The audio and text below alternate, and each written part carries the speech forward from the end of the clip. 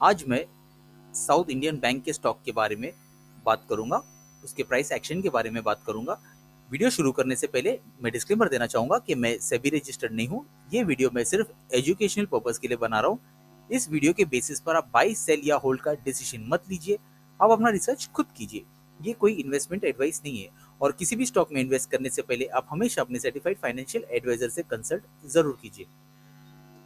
मैं by cell या hold का रिकमेंडेशन नहीं दे रहा हूँ और ना ही मैं कोई ओपिनियन एडवाइस या सजेशन दे रहा हूँ। तो देखते हैं स्टॉक कैसे बिहेव कर रहा है। ये डेली टाइम फ्रेम का चार्ट मैंने खोला हुआ है, तो ये देखिए, गौर से देखिए इस चीज को जो मैं बता रहा हूँ। ये यहाँ पर ये जो स्टॉक है ना, यहाँ से अगर आप देखेंगे तो ये एक ब्रेकआउट ऐसे दिख रहा है स्टॉक के लिए।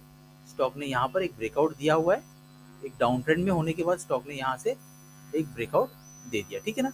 लेकिन ये जो स्टॉक है ना, ये देखिए लगातार स्टॉक एक डाउन ट्रेंड में था। इसको मैं मार्क कर देता हूँ यहाँ से। ये जो ट्रेंड लाइन मैंने बनाया, स्टॉक यहीं पर सपोर्ट ले रहा था, ऊपर जा रहा था, फिर नीचे आ रहा था, इसी के ऊपर ट्रेड कर रहा था। फिर स्टॉक ने यहाँ से इसका ब्रेकआउट दिया। लेकिन जो स्टॉक में ना यहाँ पर एक चीज है, ये एक लाइन है यहाँ से,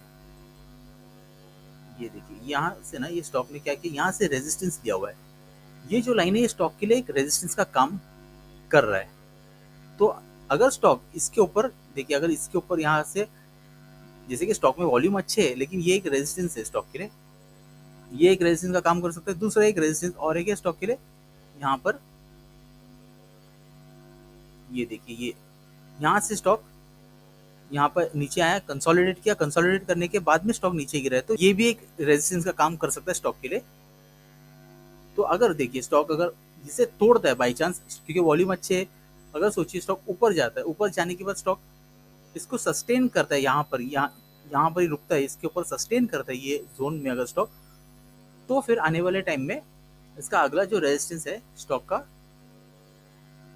ये हो सकता है, यहाँ पर स्टॉक रेजिस्टेंस ले सकता है। स्टॉक यहाँ पर आता है, इसे ब्रेक करता है, इसे यहाँ पर सस्टेन करता है ये लाइन के ऊपर, तो फिर आने वाले टाइम में स्टॉक के लिए ये एक रेजिस्टेंस का काम कर सकता है यहाँ से। और उसके बाद एक जो रेजिस्टेंस है मुझे दिख रहा है, ये भी एक रेजिस्टेंस का काम कर सकता है ये लाइन स्टॉक के लिए। ओके, तो अभी के लिए फिलहाल तो मुझे जो दिख रहा है, देखिए अगर देखा जाए तो फिर ये भी एक रेजिस्टेंस हो सकता है।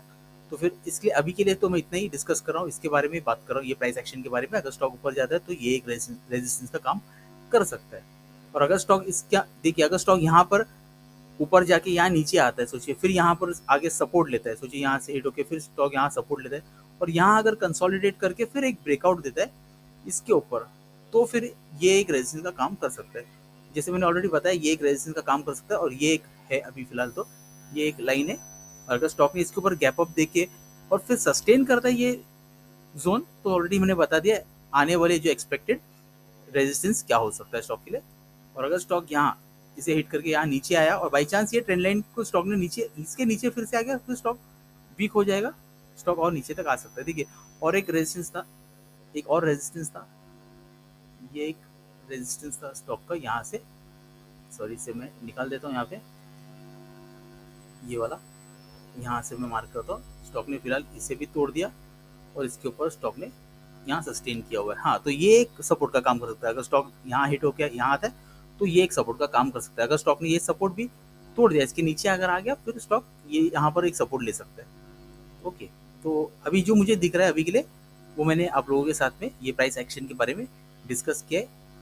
आज के लिए ये स्टॉक के लिए इतना ही। मिलते हैं मेरे नेक्स्ट वीडियो में, तब तक के लिए गुड बाय।